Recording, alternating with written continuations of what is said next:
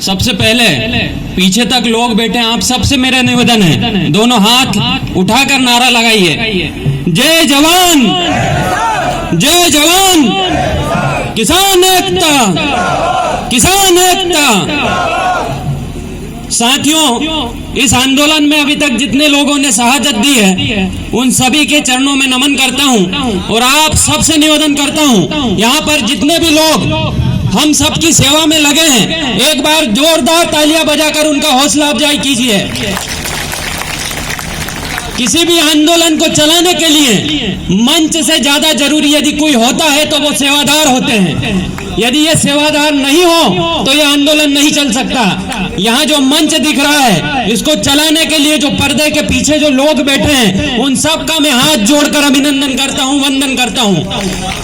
साथियों, ये जो आंदोलन जब चालू हुआ, पहले दिन से जो ये आंदोलन चालू हुआ, जब 3 अध्यादेश पिछले दरवाजे से मोदी सरकार ने बिना संसद बुलाए कोरोना काल में, जब देश की प्राथमिकता कोरोना का कंट्रोल करना था, तब उन्होंने पिछले दरवाजे से 3 अध्यादेश को, जो किसान विरोधी और किसानों की मौत का फरमान है, उसको लागू किया। तब से हम इसका विरोध कर रहे हैं। पूरे मध्य प्रदेश की मां नर्मदा की पावन भूमि से, मध्य प्रदेश से मैं आपके बीच आया हूं और पंजाब हरियाणा के किसानों को विशेष तौर पर मैं धन्यवाद देना चाहता हूं कि आपने इस मुद्दे को जितनी जल्दी पकड़ा, जितनी जल्दी आपने इसको समझा।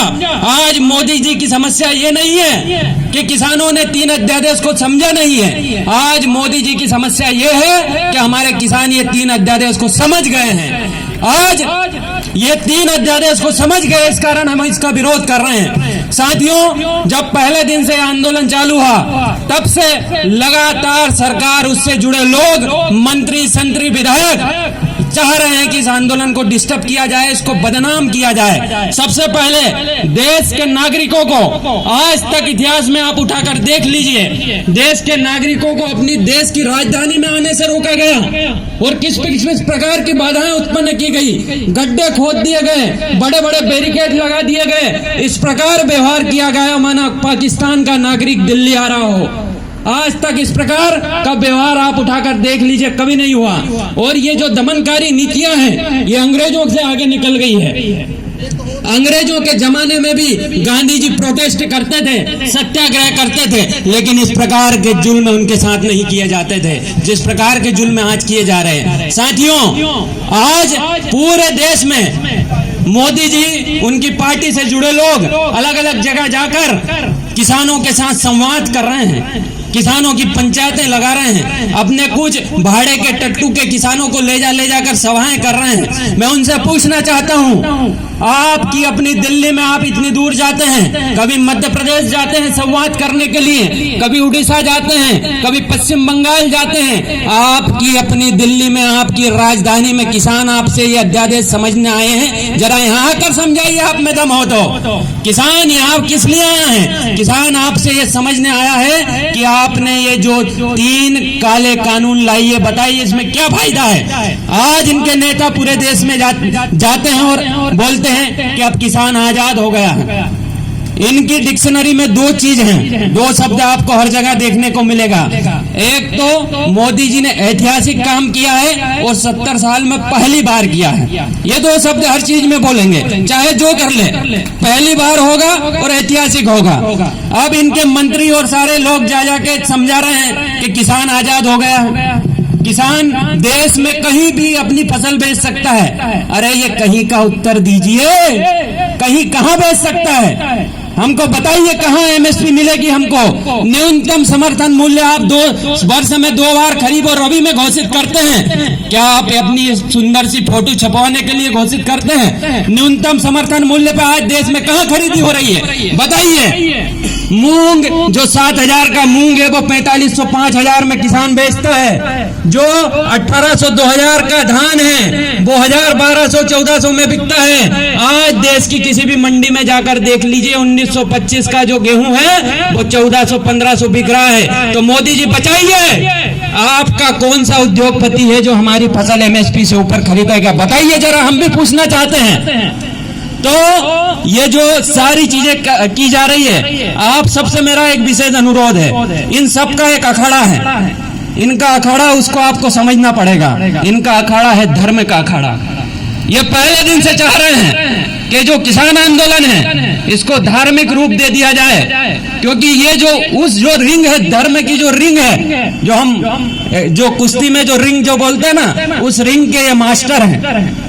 उस रिंग में इनको सारे दाव पे जाते हैं। तो मेरा आप सबसे हाथ जोड़ के अनुरोध है, उस अखाड़े में हमको नहीं जाना है, क्योंकि ये इनकी घरेलू पिच है। ये चाहते हैं ये आंदोलन उस अखाड़े में चला जाए, इसको बदनाम कर दिया जाए, किसान आंदोलन को धार्मिक रूप दे दिया जाए। तो हम सब को एक सतर्कता अपनानी है। हम सबको किसान बने रहना है और किसानी मुद्दों पर बात करनी है, MSP पर बात करनी है, न्यूनतम समर्थन मूल्य पर बात करनी है, 3 कानून को वापस लेने पर बात करनी है। आज जब हम न्यूनतम समर्थन मूल्य की बात करते हैं तो ये लोग बोलते हैं कि 70 साल न्यूनतम समर्थन मूल्य था, अब आप न्यूनतम समर्थन मूल्य क्यों मांग रहे हैं? मैं इनसे पूछना चाहता हूं, आप साल में 2 बार न्यूनतम समर्थन मूल्य की घोषणा क्यों करते हैं?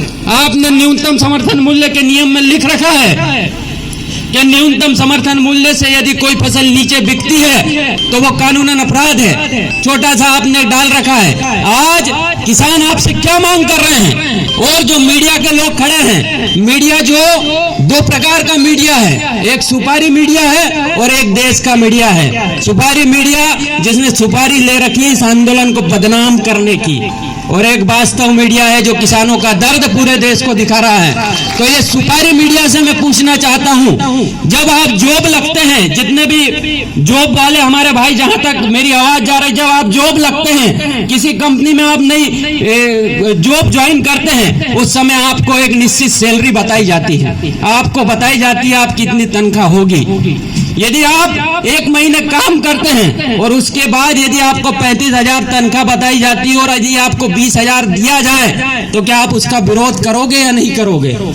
ये सब लोग जो शहरों में बैठे हैं, जो किसानों की खून पसीने से जो किसान फसल उपजाता है और उसका अन्न सुबह शाम खाते हैं, उनको अपने आप से ये सवाल करना चाहिए, यदि उनको बताया वेतन नहीं दिया जाएगा तो वो आंदोलन करेंगे कि नहीं, आवाज उठाएंगे कि नहीं? उसी प्रकार जब हम खरीफ में मक्का बोने जाते हैं, सरकार हमको बताती है कि आपकी मक्का 1850 रुपए क्विंटल हम खरीदेंगे।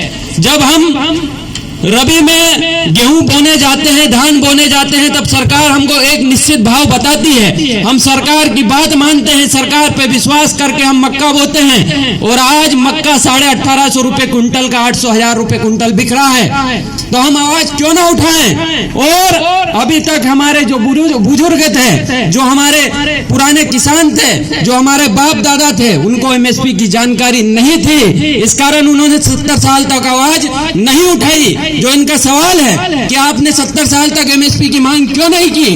आज हमारे बुजुर्गों ने, हमारे बाप दादाओं ने हम युवाओं को इस लायक बनाया है कि हम MSP को पढ़ें, MSP को समझें, MSP क्या है इसके बारे में विचार करें। धिक्कार है उन किसान पुत्रों को जिनको MSP के बारे में पता है, उसके बाद भी MSP की मांग नहीं करते हैं, तो उनका जीवन और किसान परिवार में जन्म लेना उनका व्यर्थ है। सो निहाल, समय की अपनी सीमाएं हैं, समय कम है, इसलिए आप सबसे मेरा निवेदन है, जो लोगों ने शहादत दी है, दोनों हाथ खड़े करके बताइए, उन्होंने शहादत दी थी, वो शहादत एक सपने के लिए दी थी। वो यहाँ हमारे बीच में आए थे, एक सपने को लेकर आए थे। क्या सपना था? ये 3 काले कानून वापस हों और MSP का कानून बने। बताइए आप सब लोग उनके सपने को पूरा करेंगे या नहीं?